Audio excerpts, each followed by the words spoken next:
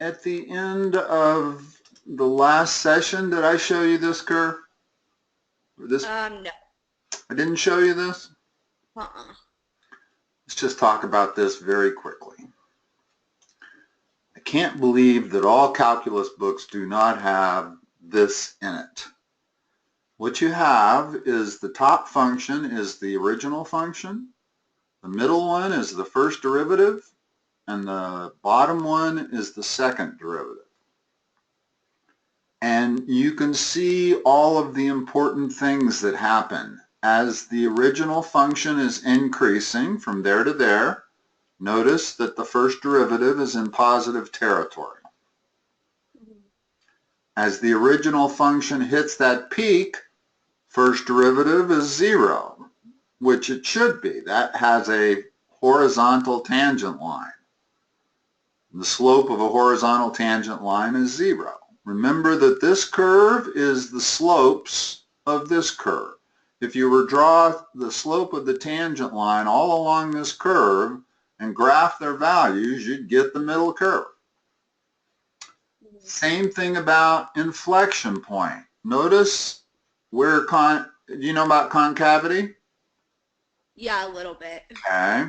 Notice where it goes from concave down to concave up. There always has to be a point between the two, and that's called the inflection point. And the inflection point comes when the second derivative is 0. Okay? So these are really your important concepts, and that's what we're going to use to do these problems. So did I miss number 1? I didn't have anything on this page for number 1. Oh, yeah, no, I had already done number 1. Okay, cool. Yeah, so I was just confused starting now.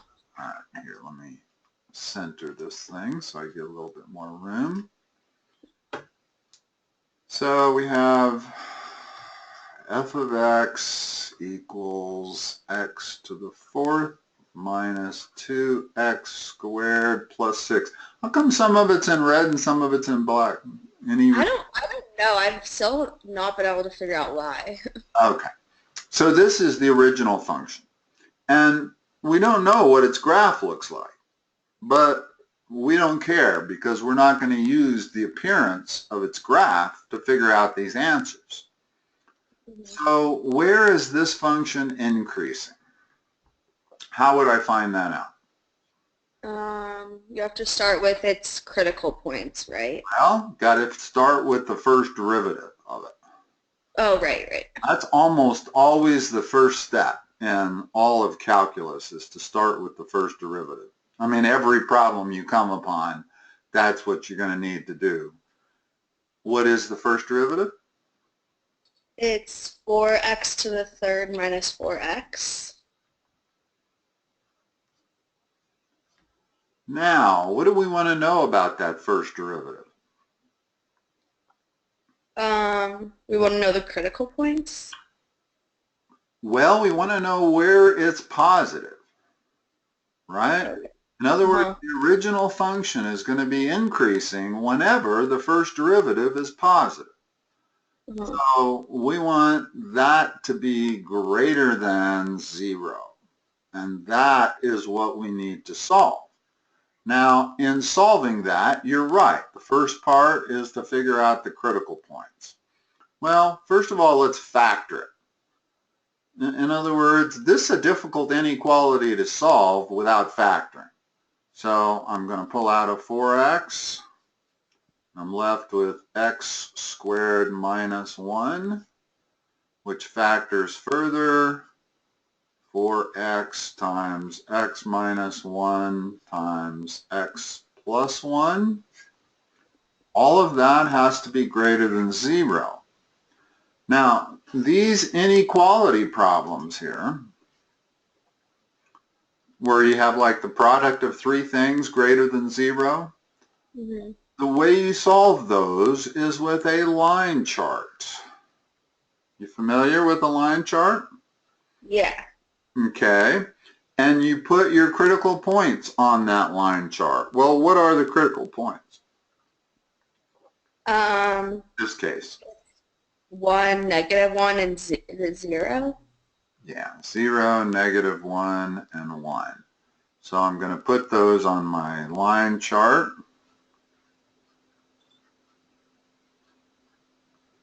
And now I'm going to test going from left to right. Pick any number to the left of -1. Go ahead. -2. Okay. Now, is this term plus or minus when you use -2? It's going to be minus. Okay, and that's the only thing I care about. I don't care about its value. I just care if it's plus or minus. How about the middle term? Minus. And the term on the right? Minus. Now, the product of those three, is it plus or minus? Minus. So everywhere, I can now make the statement that everywhere to the left of -1, the function is negative. Okay. Now pick a point between 0 and -1. Can you do 0? No, you have to pick a point between it. Okay, so -1. The reason you can't pick 0 is because any of these 3 points that I pick are going to give me 0.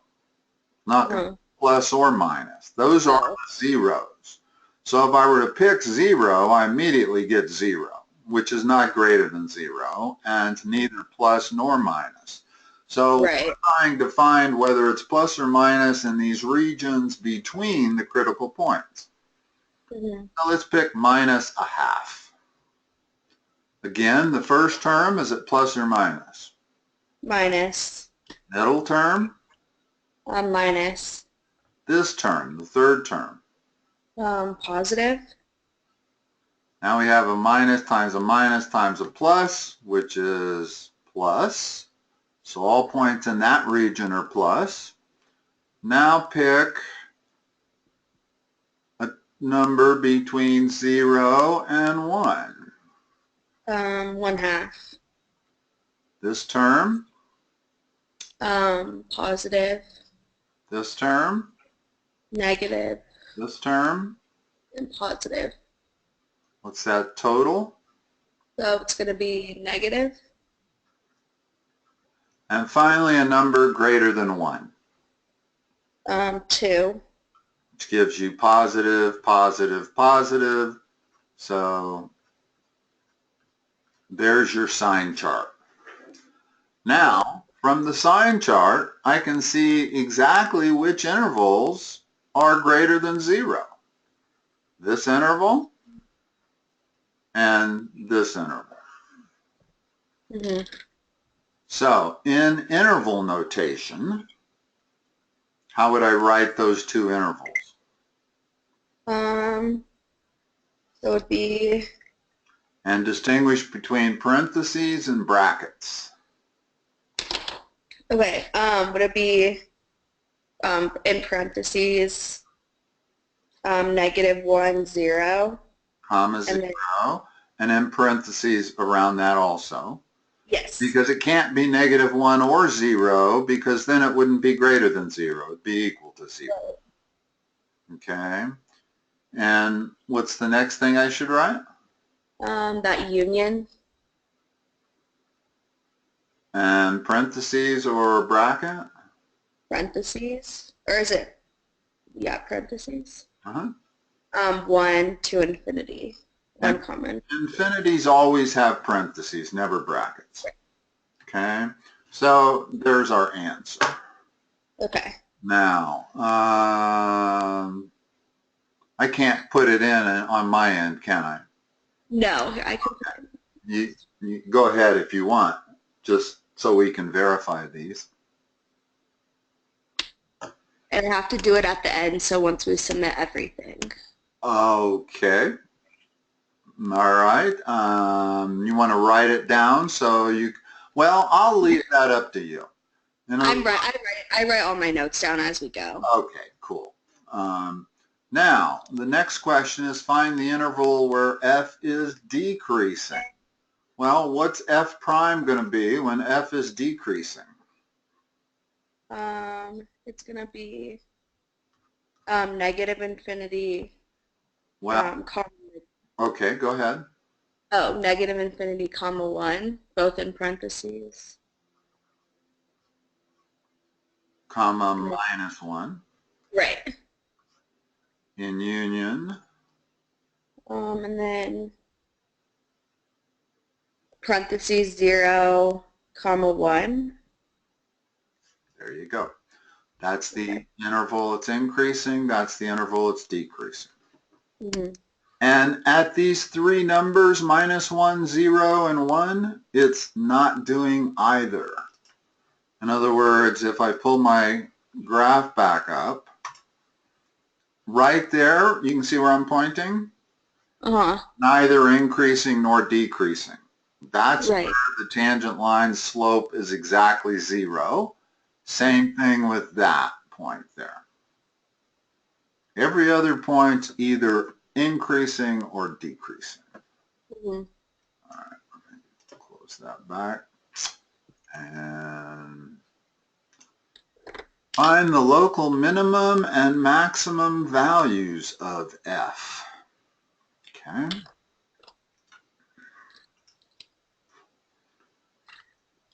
First of all, where do those local minimums and maximum values come? They occur at the critical points. Yes, not always, but that's where you start looking.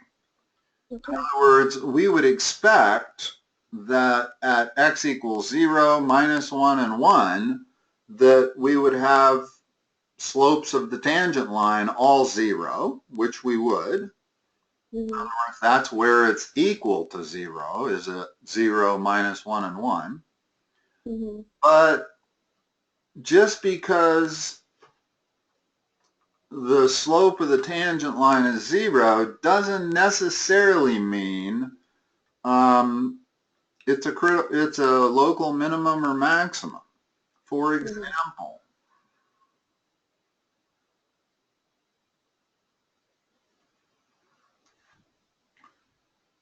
that horizontal tangent line is a maximum.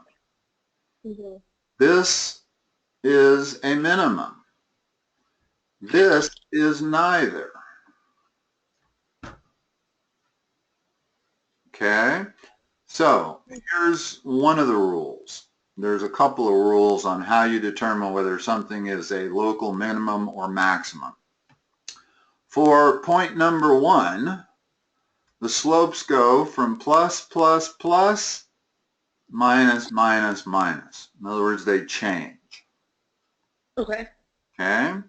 For point number 2, and in fact, when they go from plus, plus, plus right before to minus, minus, minus right after, you know it's a maximum. That says maximum because slopes are going from plus, coming out minus. Mm-hmm. Minimums, notice the slopes are minus and come out plus. So when the slopes, they change, that means it's one or the other, but when they go from minus to plus, that's a minimum. Mm-hmm. Up here, they go from plus, plus, plus, 0, plus, plus, plus. So Okay. point number 3, that's neither a minimum nor a maximum. It's just a 0 slope. Okay. So these 3 differences is what you have to be able to distinguish from. And it's called the first derivative, or let's see, there's actually another way to figure out. Let's talk about that also, because to me it's slightly easier. And that is to take the second derivative. Okay? If the second derivative is positive, then it is concave up. which means it's a minimum. If the second derivative is negative, it's concave down. And that's pretty easy to remember because down goes with negative and up goes with positive. Mm-hmm. The thing that's a little strange is the concave up means it's a minimum. In other words, this is concave up right there at my minimum. And this is concave down at my maximum. So if you isolate your 3 points, with our problem here, we've got 3 points, and try to determine which ones are maximums, which ones are minimums, and which ones are neither, then the easier way, rather than to testing the slopes before and after the point, would be to take the second derivative of the function, which is really easy, Mm-hmm. and figuring out whether it is, at that point, positive, negative, or zero. If it's positive, you know it's concave up. If it's negative, you know it's concave down. If it's zero, you don't know anything. And then you have to resort back to the first derivative rule. Okay. Okay? All right. Let me get back to this problem here. So let's try both methods. First of all, let's take the second derivative.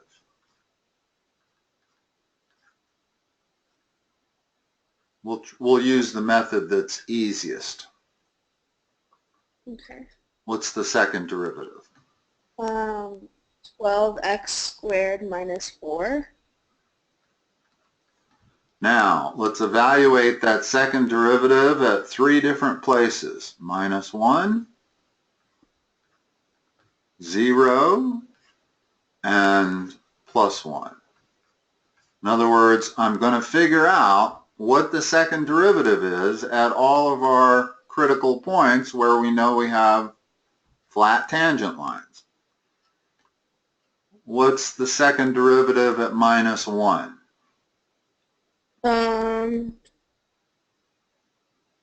8. Okay, that's positive.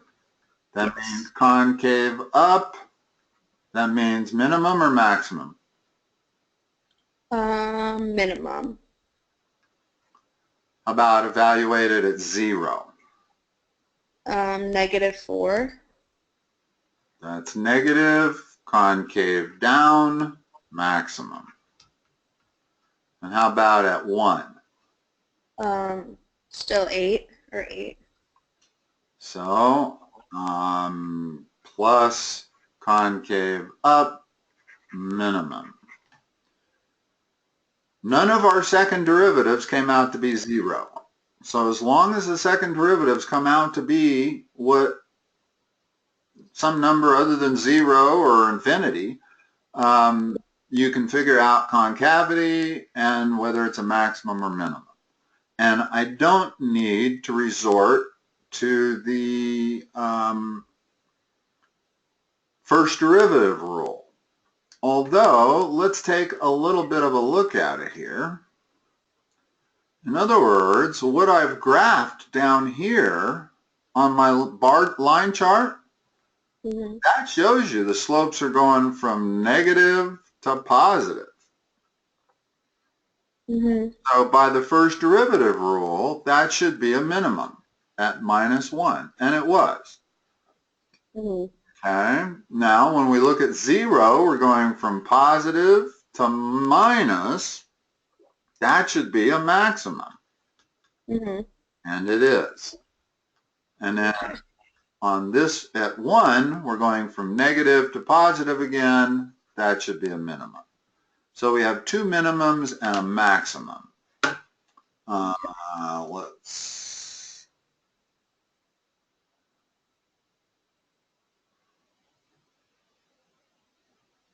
So now this is where these online answers, boy, I don't know how you put it in there.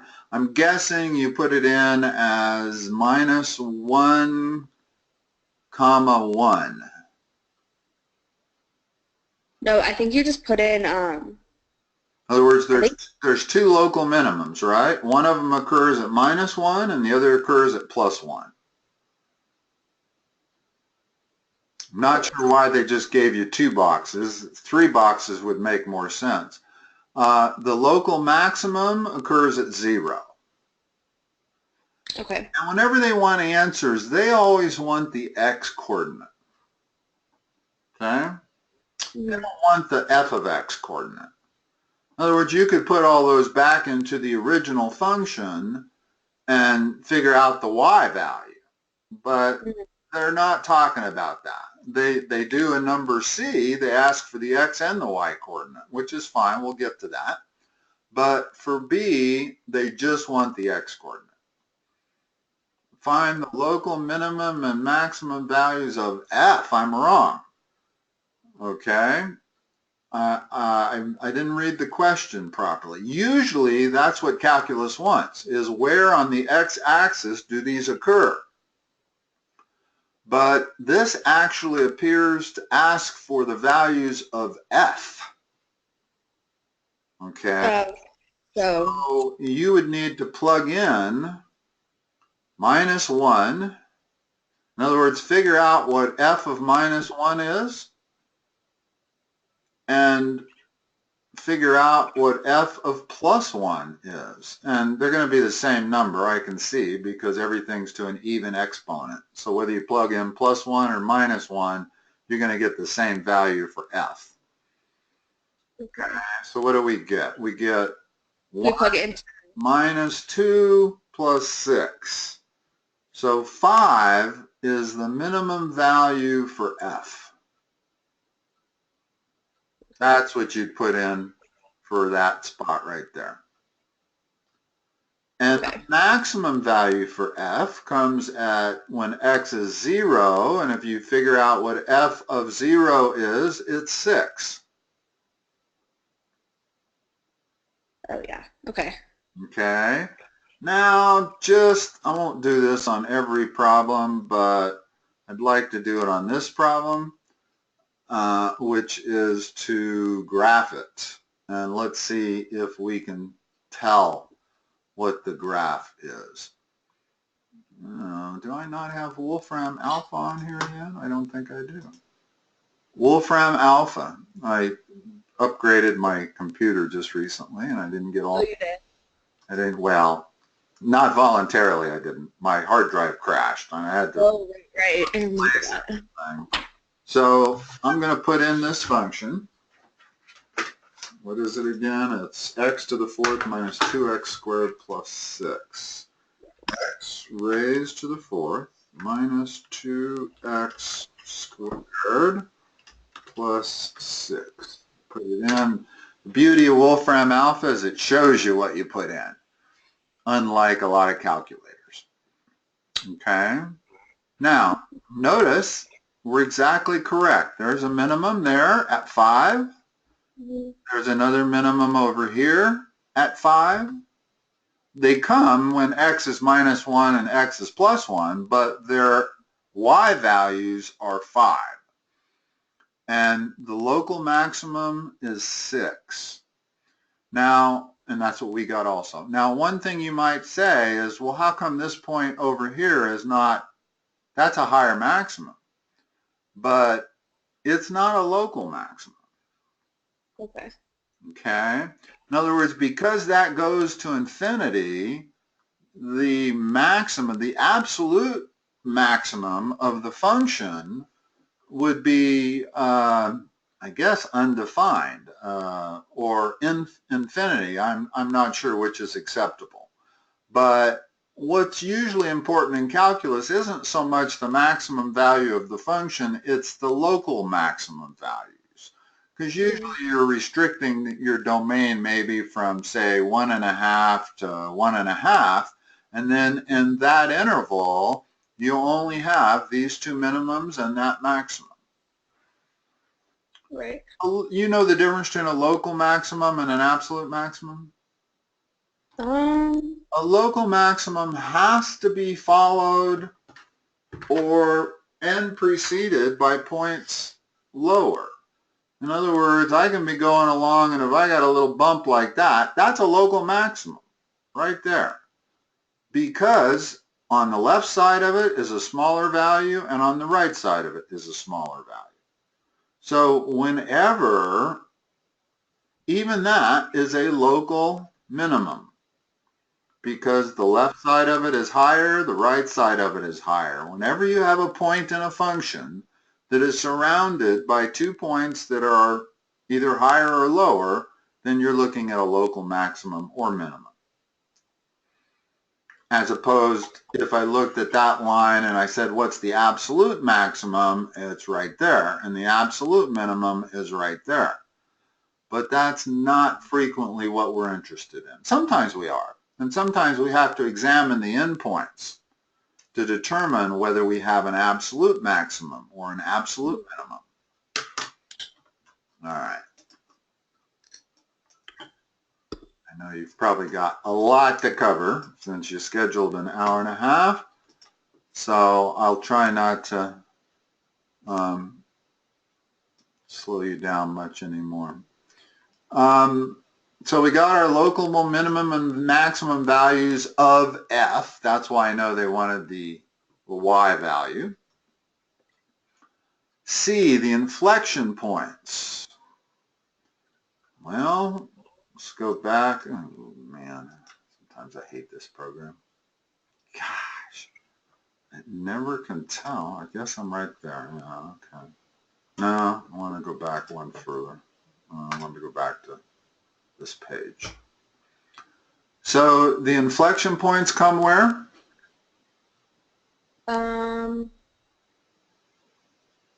At the...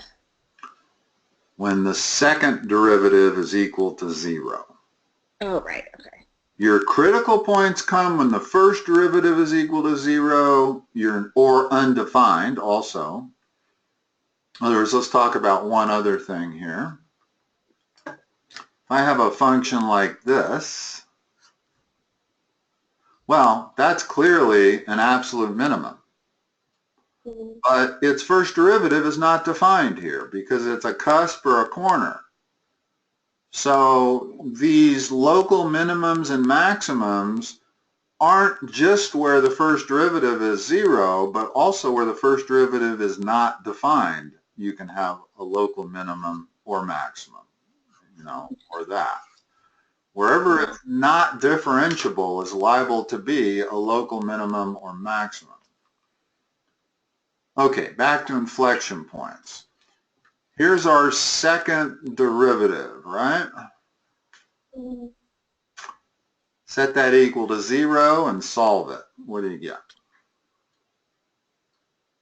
Okay, so it's 3x squared minus 1, right? Or you just set it equal to 0, never mind, we don't factor out. Yeah, in other words, let's solve the equation. Hold on. Jeez.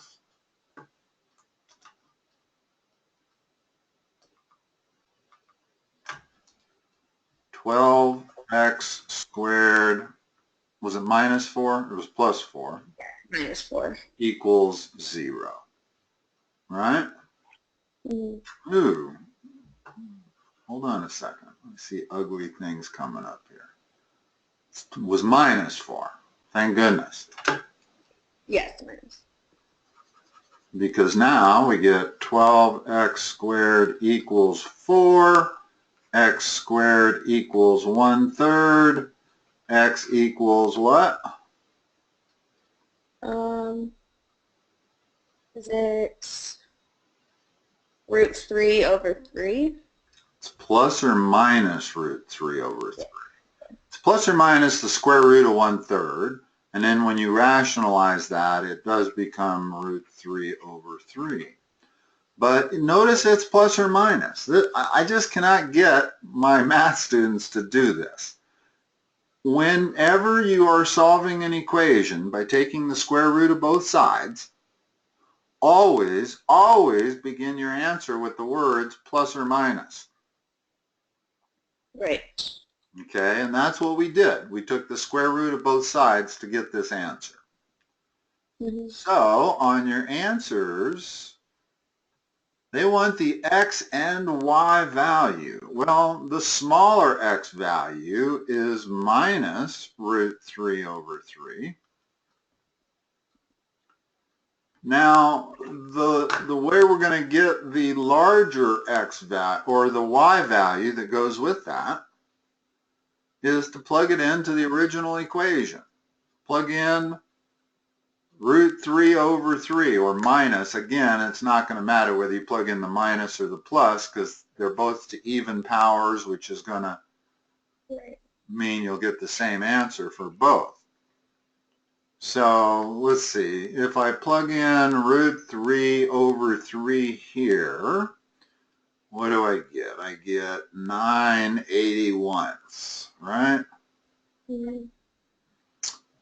Which is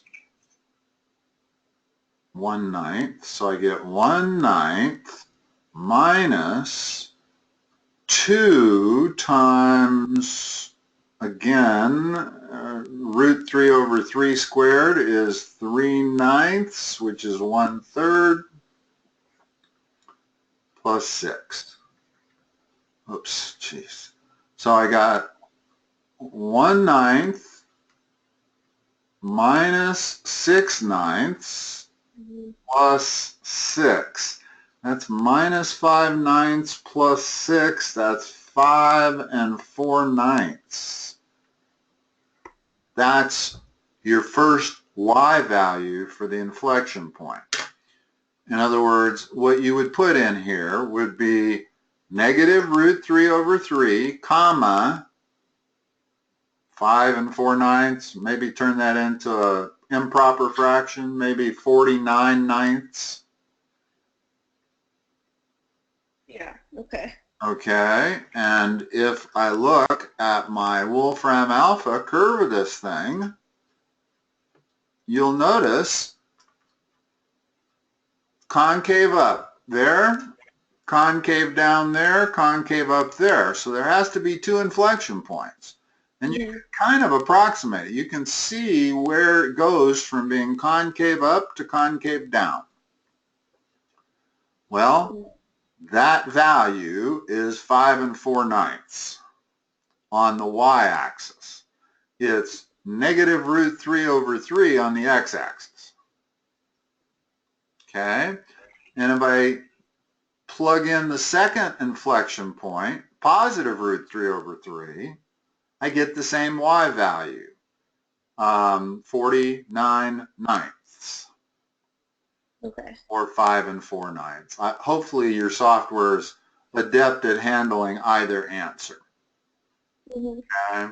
So even though they didn't give us the graph, everything we found out to answer their questions was exactly fit the graph. When we did graph it, we got exactly what we were expecting. All of our minimums and maximums are in the right place. All of our values are in the right place. Our inflection points are in the right place.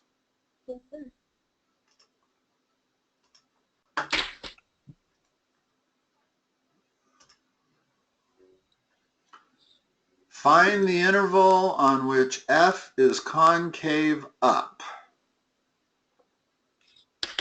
Well, how do I do that without looking at the function? In other words, how am I going to do it? Which derivative am I going to use? What am I going to make it equal to or greater than? Is it the second derivative equal to 0?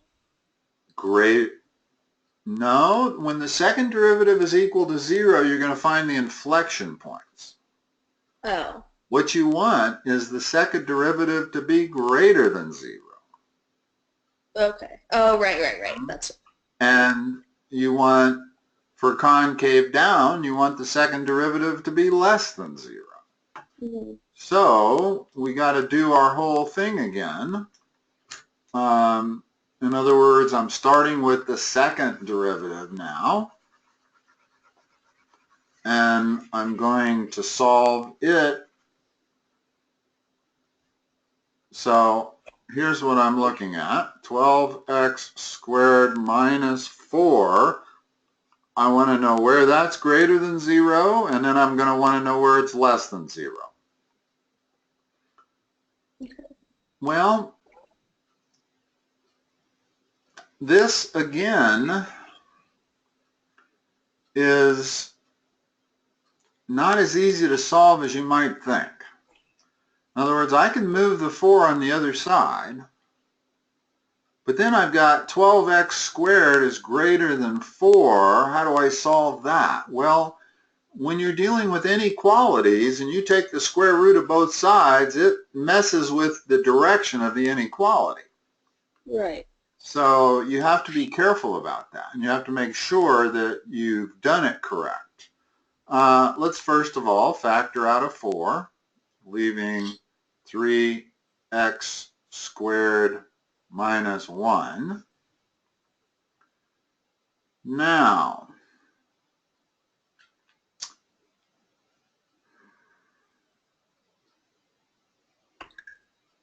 let me factor that again. Now you might say to yourself, well, that's not factorable. That's not the difference of perfect squares.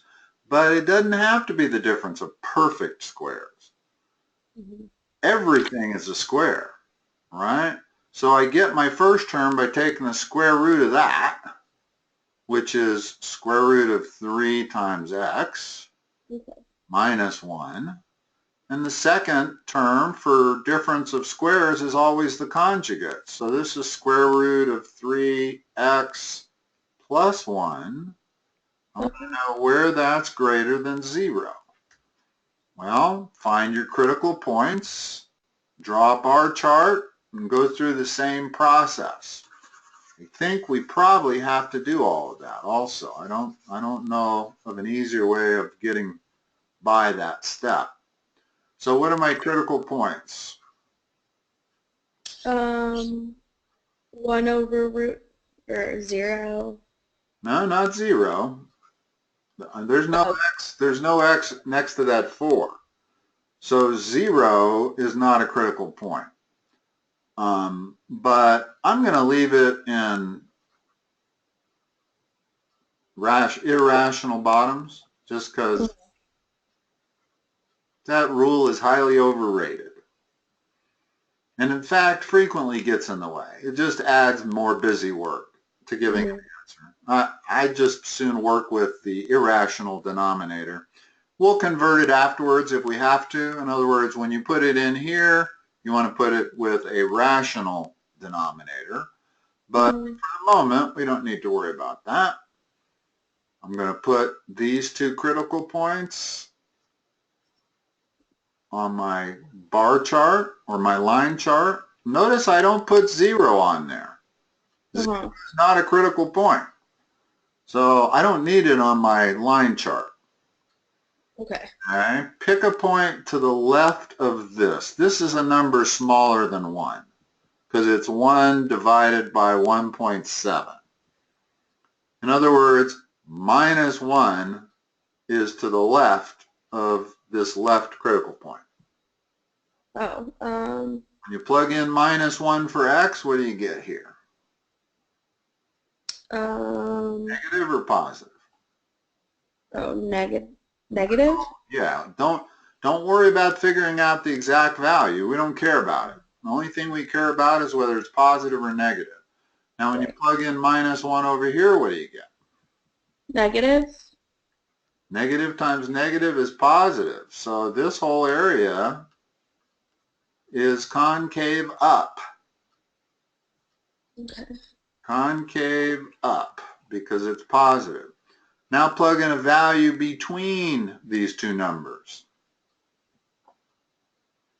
0. Okay. 0 gives you negative here, gives you positive there. Negative times positive is negative, so it's negative there, concave down. And over here, we're going to find, if we plug in the point 1, we're going to find positive times positive. That's positive. These things usually alternate, although it's not a general rule. You can certainly find functions where the line chart does not alternate. Okay. Okay. But positive means concave up. So now when you go to put the interval notation in, it's concave up on what intervals?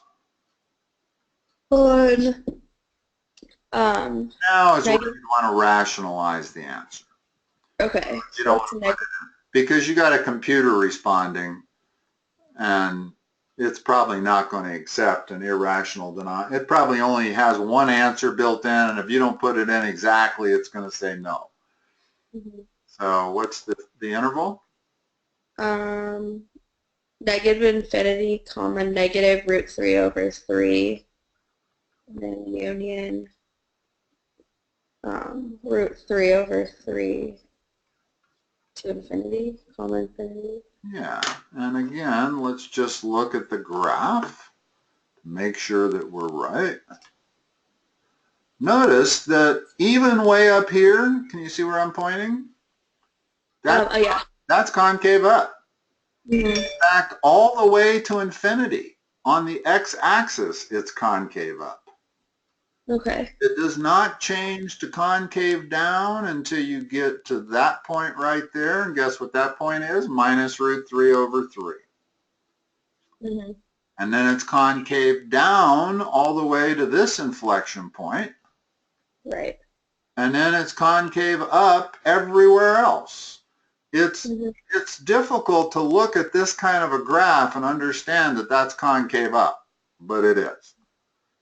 Remember, concavity is mathematically, it's not so much graphically you figure it out, you figure it out mathematically, and it's mathematically wherever the second derivative is positive. So if at infinity the second derivative is positive, then it's concave up, regardless of what it looks like. Some students have a hard time telling concavity from looking at it. It comes more natural to me. I don't have any problem with it. But certainly when you have lines with this kind of slope like that, that's not obvious that that's concave up. I mean, one might say it's concave sideways to the right, but that's the same as concave up. Okay. Okay. All right, and concave down is clearly just this interval between minus root 3 over 3 and plus root 3 over 3 to answer that bottom one. All right, we done with that problem? Yes. Okay, it's not bad. 45 minutes on one problem. That's calculus for you. All right. This won't take as long because now we know everything we're supposed to do, just a different function. In other words, it does not matter the function they give you. You're going to go through every single step that we went through to answer all of what they're talking about. What's the first step, regardless of what they're asking? Find the derivative. Find the first derivative. And yeah, they talk about concavity in question C, so I'm going to want the second derivative also. So let's just find both derivatives since we know we're going to need them. It's the first derivative. 9.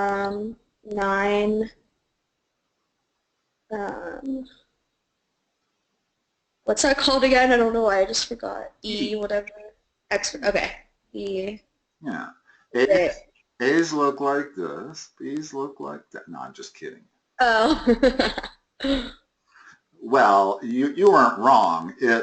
Some people think that that's epsilon, a Greek letter, but it's not. Epsilon is usually used for an angle. Greek letters are used for angles. This is Euler's constant, and it is called E. Oh, okay. Right? So it's e to the 9x.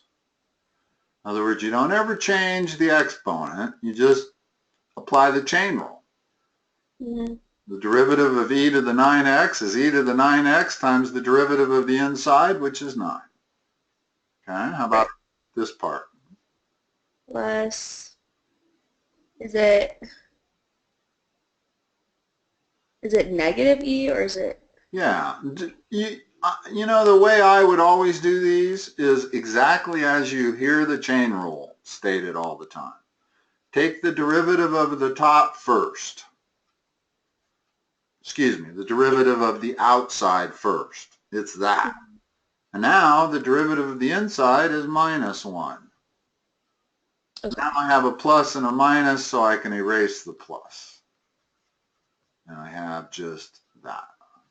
Okay, so there's my first derivative. How about the second derivative? So it's You do it however you're comfortable doing it. I'm just saying that when you really get complicated chains, doing it the way you hear it is the way to make sure you don't make mistakes. In other words, by taking the 9 times the 9 first, you're really doing the derivative of the inside first, right? Right. That's okay. I mean, there's nothing wrong with that. We know it's going to be 81e to the 9x. How you do it, you don't have to do it by the way my mind does it. And then this one's going to turn into plus e to the minus x. See why? Okay. Yeah. Let me close my door so I shut out my dog barking. Take a sip of tea. All right, so find the intervals where f is increasing. Where is that? What do I do to find that? So we have to find the, or wait, set it equal to 0. Not equal. Greater than 0. Greater than 0. In other words, you have three scenarios. You have increasing functions, you have decreasing functions, and then you have whether they're neither increasing nor decreasing, and at that point, the first derivative is 0. So there's really 3 things you're interested in: where it's increasing, where it's equal to 0, and where it's decreasing. So the first question is, where is it increasing? So I'm going to set 9e to the 9x minus e to the minus x greater than 0. Now, I'm curious, do they want you to do all of these manually, or do they allow you to use a calculator? No, I think they expect us to do it manually. Good, good. Because we could certainly answer this without a line chart and without finding critical points. So all we do is put it into a calculator and see where the function is above the x-axis. Right. So, but that would ignore all these critical steps, which adds a lot to the understanding of calculus, doing these critical steps. So, can I factor that?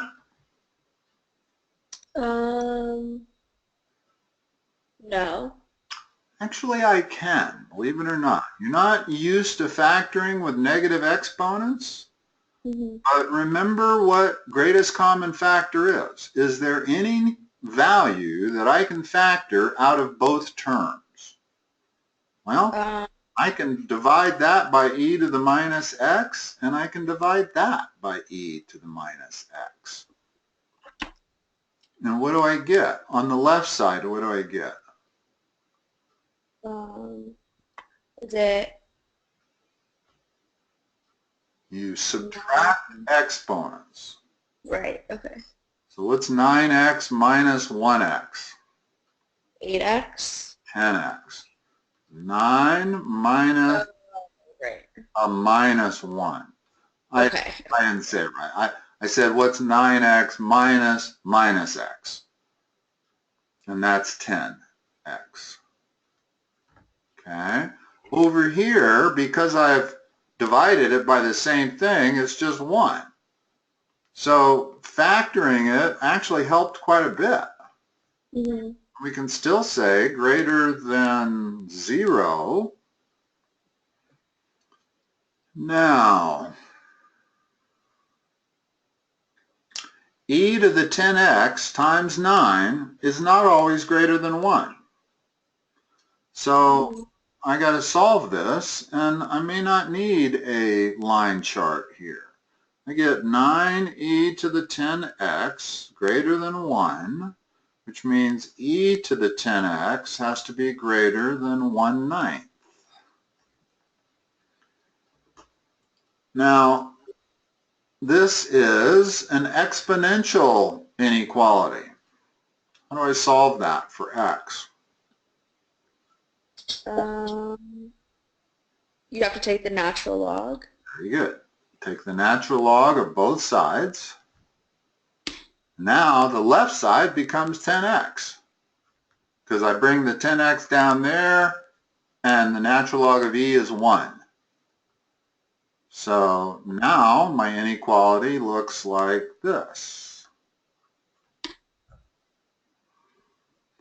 So I'm now going to divide both sides by a positive number, 10, and my answer is that.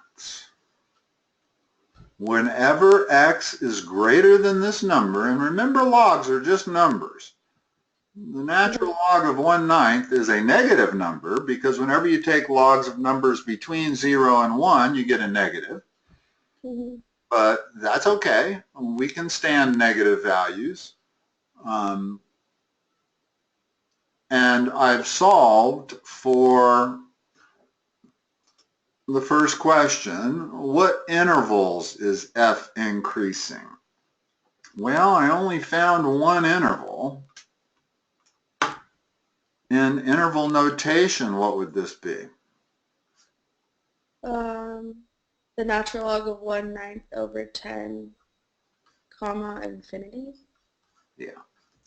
And they're going to let you put that answer in? They're going to accept it? They won't have any problems with that? Yeah. Okay, good. Because that's the best answer. You don't ever want to turn that into a number. The moment you turn it into a number, it's now an approximation. It's not a precise point. All right. So where is it decreasing? Well, the only thing I need to do is find out where the first derivative is negative, and if I go back through my logic, is all I mean is where is this less than 0?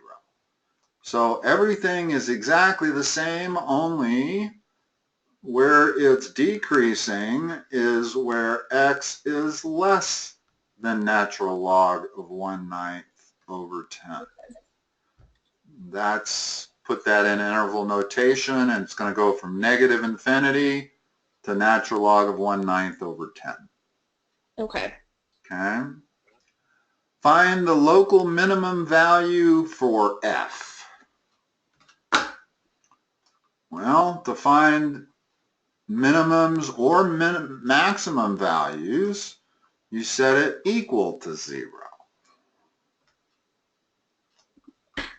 So this step right here where I have a first derivative, I'm now going to set that not greater than or less than, but equal to 0. Well, I'm going to go through, all the steps are the same. None of them were dependent on, I never had to change the direction of my inequality sign, so the answer has to be x equals natural log of 1/9 divided by 10. And that's only one point. There aren't multiple points. Okay. Okay, so there is only one point, and now the question is the local minimum value of f. Well, they've kind of told us that that's going to be a minimum, not a maximum. Right. In other words, they could have said, where's the critical point for f, and tell us whether it's a minimum or a maximum. Well, I found the critical point. How would I tell whether that's a minimum or a maximum? It's based on whether it's positive or negative, right? It's based on if the second derivative is positive or negative. Right. In other words, if the second derivative is positive at this point, That point right there. In other words, I'm going to check that point, plug it into the second derivative, which is this function. Mm-hmm. If I get a positive value, it's concave up, meaning it's a minimum. If I get a negative value, it's concave down, meaning it's a maximum, and clearly it's going to be a minimum. They've told us that it's a minimum. Right. So we don't need to apply the check, although we could, just to be sure and get a better understanding of it. Find the interval on which f is concave up. How do I do that? We have to set the second derivative greater than 0. Yeah, so here's our second derivative.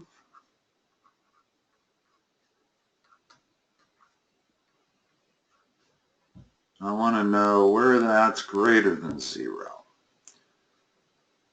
Well, again, factor, and yeah, I'm still going to get 81 e to the 10x times, oops, excuse me, hold on, let me start again. In fact, did I omit this before? You know, I did. I didn't do this problem right. When I was explaining, sorry, when I was explaining how to factor out that, in other words, this is what we were looking at, right? Right. And I divided both terms by e to the minus x, but I forgot to put it out there. It's e to the minus x times 9 e to the 10x minus 1. So let's go back, because that's going to change everything. Mm-hmm. That's what has to be greater than 0, is this right here. Okay? Well, turns out that that's okay, because that is always a positive number. Okay. See why? In other words, any positive number to an exponent, whether the exponent is minus or plus, gives you a positive number. Right. Okay? So if this is always positive, regardless of what x is, then the only part I really need to care about is when that's positive. And that's actually what we did. So we're okay. Okay. The fact that I screwed up didn't cost us anything. I forgot to put the greatest common factor that I pulled out, but as long as that's always positive, then we can still figure out where that's greater than 0. Mm-hmm. This is actually the easiest way to do it, was to forget to put that in there. Now, up here, we'll do it correctly. I'm factoring out an e to the minus x. And what I'm left with is 81 e to the 10x minus 1. And I'm still trying to figure out whether that's greater than or equal to 0, so I can ignore that, because that's always positive. Mm-hmm. See why I can ignore it? Yeah. In other words, it never goes negative. If it ever went negative, then I would have to find critical points. Also notice that there's no critical point that comes from e to the minus x. For something to be a critical point, it has to be equal to 0. And it's impossible to make this equal to 0. Mm-hmm. It's always a positive number. So now we're going to solve this problem over here. And that's going to give us an answer that is natural log of 1/81st divided by 10. If I go through the same kind of math, move the 1 to the other side, divide both sides by 81, take the natural log of both sides, and then divide both sides by 10. And you get that. Now,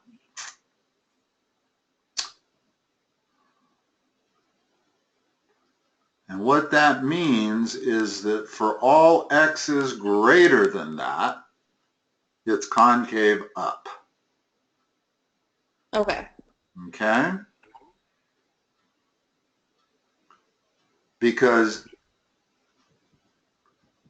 yeah, in other words, when I solve this inequality, this is my answer. Okay. Okay, so that goes from a small negative number to infinity. And that's the way you would put it in interval notation. Okay. Now, don't you want to see a graph of this? Yeah. Okay, me too. Always nice to check, and you can actually figure out whether you got everything right or not by the graph. Tell me what the function is again. E to the 9x. Yeah, plus e to the negative x. E raised to the 9x plus e raised to the negative x.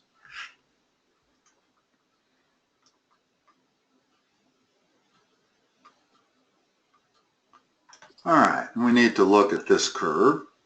That's, wow, look at the size of the numbers on the y-axis. I put this in here, e to the 9x. No, I didn't. Notice it did give me feedback, but I put it in wrong. Oh. I got to put parentheses around that 9x to make sure that it's the exponent. That's what I love about Wolfram alpha is I can see if I left out parentheses and stuff. Okay, so here's what our graph looks like up close and then zoomed out. And we can certainly see that it is concave up everywhere. Mm-hmm.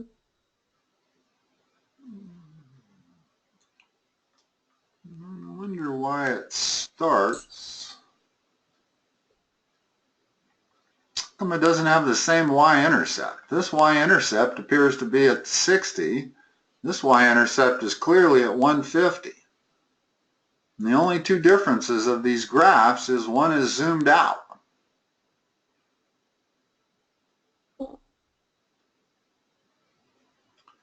Hold on a second here. Let's see. What did we get for answers? Is there a local minimum for f? How come we don't see one on Wolfram alpha?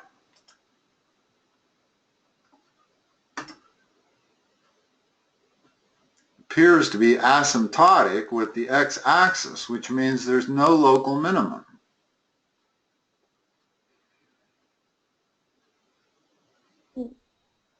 I don't see any point on that curve where it turns back up. And that's what would be required to have a local minimum. Oh, yeah. Let's see. Here. Find the intervals on which f is increasing. There also don't appear to be any of those. Yet, didn't we find one? Mm-hmm. I'm wondering if they didn't show us enough of the curve. Yeah. What was the other? We found the interval where it was decreasing, and it was decreasing everywhere from negative infinity to this number, and that number is a negative number. In other words, this number, natural log. So it was supposed to be decreasing from anywhere where x is less than that number. Well, let's see. If I look at my curve, certainly it's decreasing up to -1. Doesn't show us anywhere to the right of that. But it also doesn't refute our answer. In other words, our answer for where it's decreasing appears to be correct. And where it's increasing, we can't tell because we don't see what's happening at that point. I'm going to guess that it turns back up because otherwise we wouldn't have a local minimum there. We came up with a local minimum of natural log of 1/9 over 10. Let's see what that value is. Natural log of 1/9 divided by the number 10.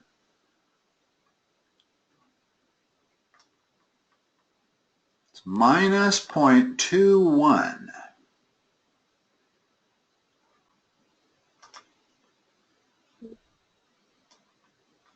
Minus 0.21. So minus 0.21 is right about there. So that's where a local minimum happens. And then the function must turn up, and they're just not showing it, which is a little odd. I don't know why they wouldn't show it.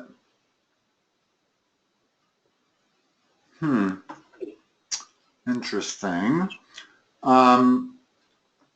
Notice when I factored that e to the minus x out, and I got this, well, make sure that's correct. In other words, if we multiply these two back together again, we get 9e to the 9x minus e to the x, which is what we started with.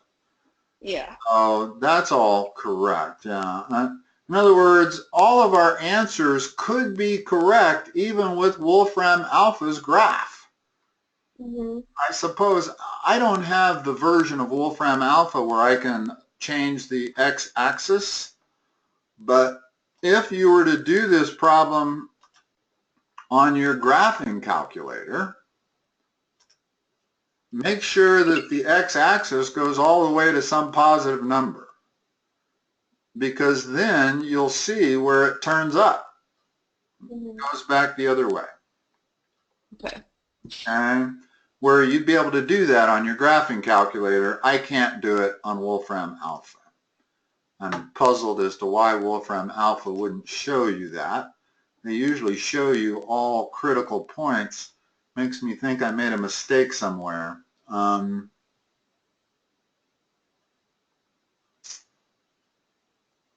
No, I can't. We don't want to go backwards at this point. Let's go on to the next one. All right. Graph of the first derivative of a function is shown. Assume the function is defined only between 0 and 9. Okay, good.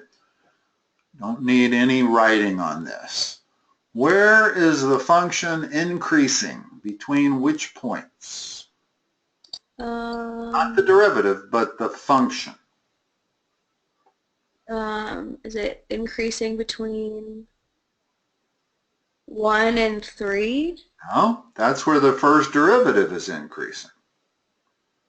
We want the original function. The original function is increasing wherever the first derivative is positive. Where is the first derivative positive? 2 to 4. And where else? And then 6 to infinity, I guess? Or until 9? 6 to 9. Okay. Because they've told us our domain is between 0 and 9. That doesn't go all the way to infinity. Okay.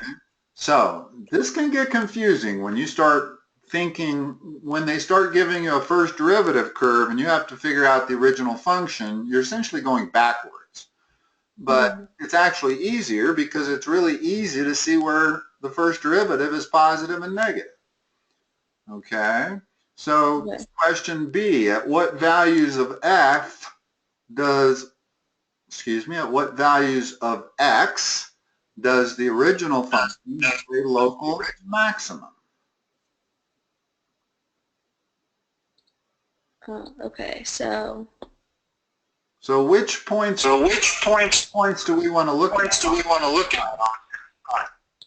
Is it the negative points? Zero. Oh, 0. Oh, so it's like 2, 4. Well, there's a 0 there. There's a 0 at 2. 4 and a 0 at 6. Okay. Okay. Now, to determine, we don't have the second derivative. You getting that? What? Are you getting an echo? Yeah, a little bit. Yeah, it's big.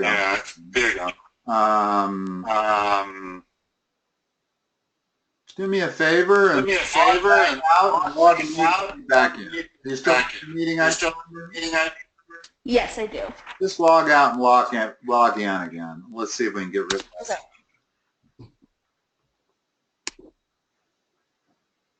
Let's see.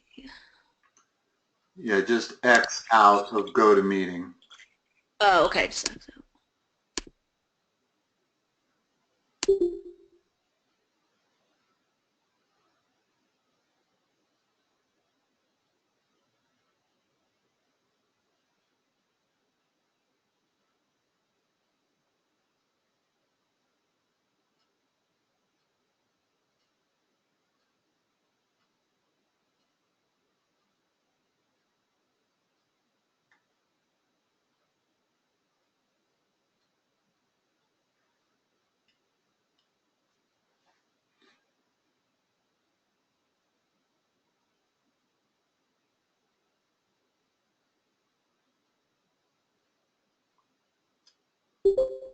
Let's see if that helps.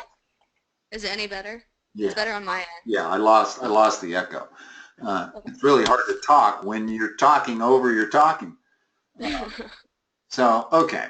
So let's answer B. Where are our potential local maximums?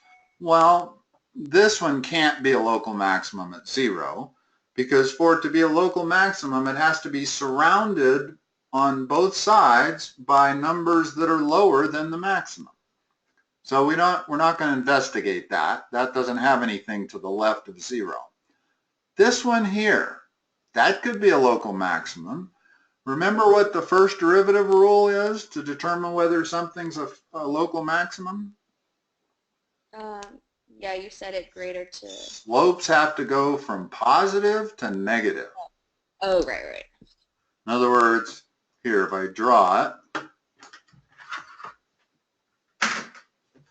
if I'm looking at a curve that looks like that, this is a maximum because my slopes are going plus, plus, plus, and coming out minus, minus, minus. This is a minimum because I'm going in minus, minus, minus, coming out plus, plus, plus. So if I'm looking for local maximums, I got to see the slopes going from plus through the x-axis to minus.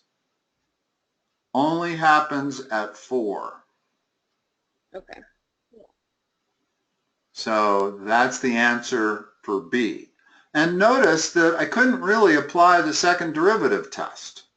The way we've been doing it when we had the function spelled out was by taking the second derivative, and if it is negative, it's concave down and therefore maximum. But we don't have a second derivative here. So we have to use the first derivative test for whether something's a local maximum or minimum, and that is this one over here. In other words, it has to change signs, and these all do, but this one goes from negative territory to positive territory. That's a local minimum. And at 6, we're going from negative territory to positive territory. That's a local minimum also. Okay. And there's also one at 8, but no, excuse me, forget what I just said. That doesn't cross the x-axis, so that's not even a flat tangent line. All right, so we've answered B and C, correct? Right. Okay. On what interval is f concave up? Ooh, this liable to be tough. Let's see. Where is f going to be concave up? Let me think about this a second. It's where the second derivative would be positive. The second derivative is positive whenever the first derivative is increasing, correct? Right. In other words, one way to think of the second derivative is it's merely the first derivative of the first derivative. Okay. So if we took the first derivative of this graph, we know that the answers are going to be positive wherever this function is increasing. Well, it's increasing from 1 to 3. So from 1 to 3, the function is going to be concave up. From 3 to 5, our first derivative is decreasing. Therefore, the second derivative is going to be negative. And if the second derivative is negative, it's concave down. So it's concave down between 3 and 5. It's concave up again between 5 and 7. Concave down between 7 and 8 because the first derivative is decreasing between 7 and 8. Right. And it's concave up between 8 and 9. Okay. And we forgot this first interval over here. It's concave down between 0 and 1. Because the first derivative is decreasing, makes the second derivative negative. That's concave down.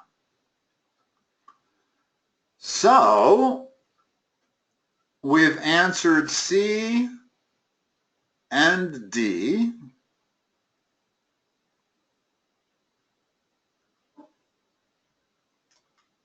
And what you're going to realize by the time we're done here, that we can almost entirely reconstruct F based strictly on the first derivative. In other words, we have no information for F other than the first derivative. And yet I could do a good job of graphing it based on the answers we've given for A through C. And then inflection points. Let's talk about inflection points for D. Where do inflection points come? When the second derivative is what? Is 0? Yes. Okay. That's an inflection point. We're looking at the first derivative curve. Where is the second derivative equal to 0? Where are the zeros of the second derivative going to come?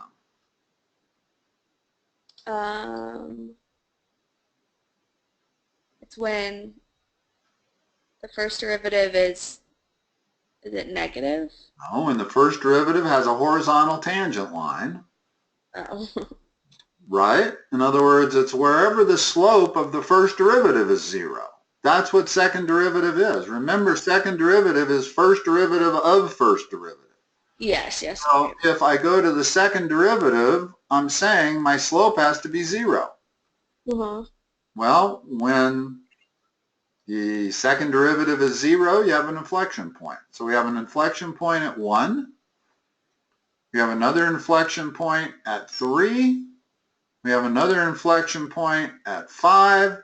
We have another one at 7. And we have another one at 8. Okay. In other words, wherever the slopes of the first derivatives are 0. The slopes of the tangent lines. Okay. Right. Okay.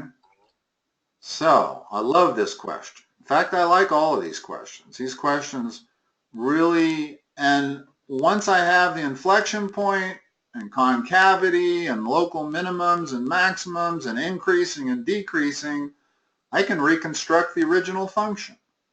Mm-hmm. I can almost completely reconstruct it. Here's what I won't be able to do. Just a second. Let me minimize my panel. In other words, I don't want to go through it because it'll take me too long to do it. But let's say that I end up with a second derivative. Well, I know the second derivative has zeros at there. Oh, I'm not drawing the second derivative. I'm drawing the first derivative. Let's just say the first derivative comes out like this. Okay? Mm-hmm. Now, I can draw the exact shape of the original function. And this is what I meant. This is y equals f of x. Apologize, I keep using the wrong terminology. Got to be confusing on your end. In other words, from all of these answers, I can actually reconstruct the original function. This is what I come up with. The only thing I don't know is where it's at on the y-axis. In other words, it could be right down here. Mm-hmm. It could be up here. So I get basically a pattern of possible f of x's. Mm-hmm. And they're all exactly the same shape. It's just that they've all been shifted relative to one another vertically. So, and that's what I'll always be able to do.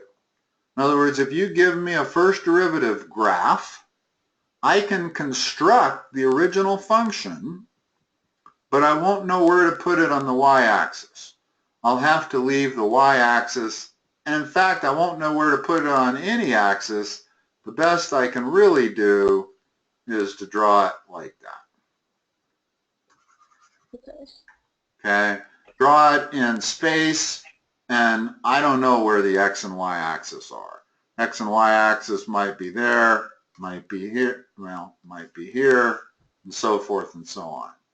So, but you can always reconstruct the shape of the original function by analyzing the first derivative. That's pretty cool, actually, if you think about it. By answering these 5 questions, you can then go back and do it. And they probably will want you to do that. There's a few exercises in my calculus book that's what they ask you to do. So they give you either the graph of the first derivative and say, draw the original function, or they'll give you the first derivative function and say, come up with the original function. Mm-hmm. All right. Let's see. Your brain burned out yet? Starting to, definitely. Well, there's only a certain amount of calculus anybody can do in a row without taking a break. All right, let's try to go another 5 minutes here. We probably won't get through this whole problem, but we'll get into it. Okay, again, they're showing us the graph of a derivative. And the function is going to be defined between 0 and infinity. So the original function goes from 0 to infinity.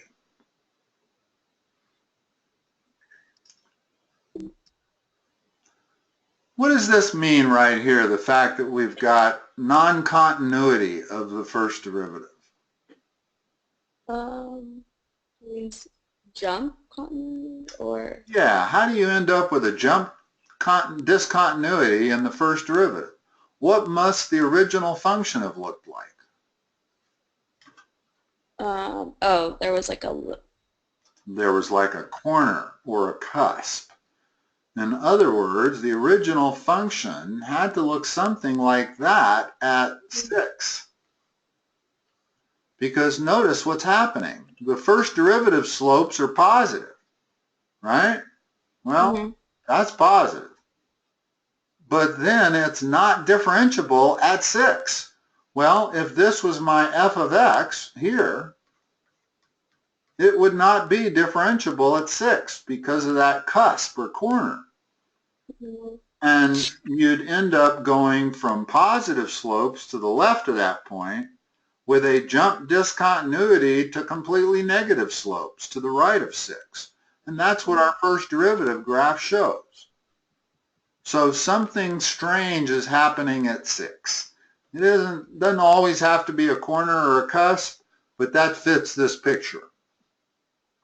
Okay, I'm talking about it in general just because I wanted to cover that before our time runs out here.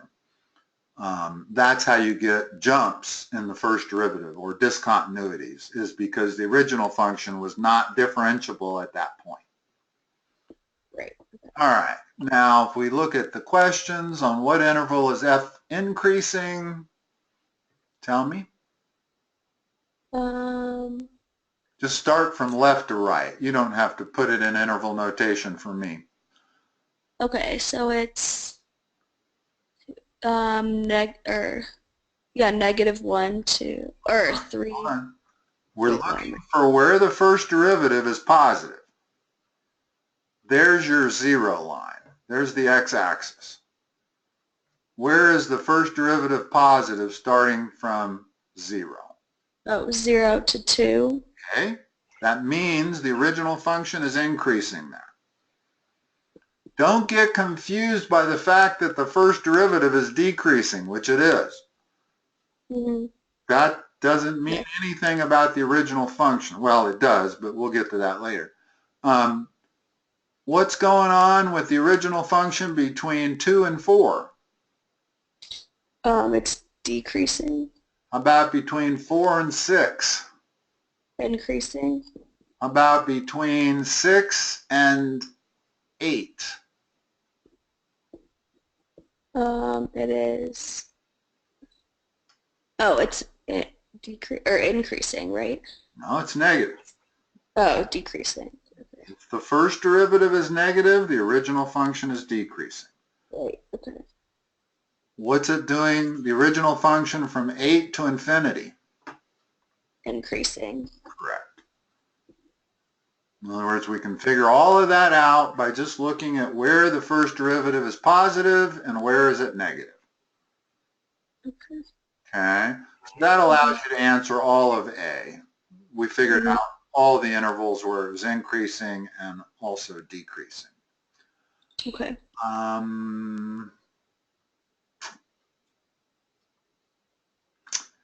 Parentheses around everything. There's no brackets going to be around 6, the number 6. Right. That's because if it truly is the way I've drawn it, then it's doing nothing at 6. It's neither increasing or decreasing at that corner. So you would only be able to say that the original function was increasing up to 6, parentheses, not bracket. Right, okay. All right. Let's call it a day. Okay. We can both go rest our brains, although this was fun. I like these kind of questions. I think they're very illuminating in terms of how functions fit with first derivatives and second derivatives, how they relate to one another like that. Morgan, I will talk to you next time. Okay, sounds good. Thank you. Have the rest of your week. You're welcome. Thank you.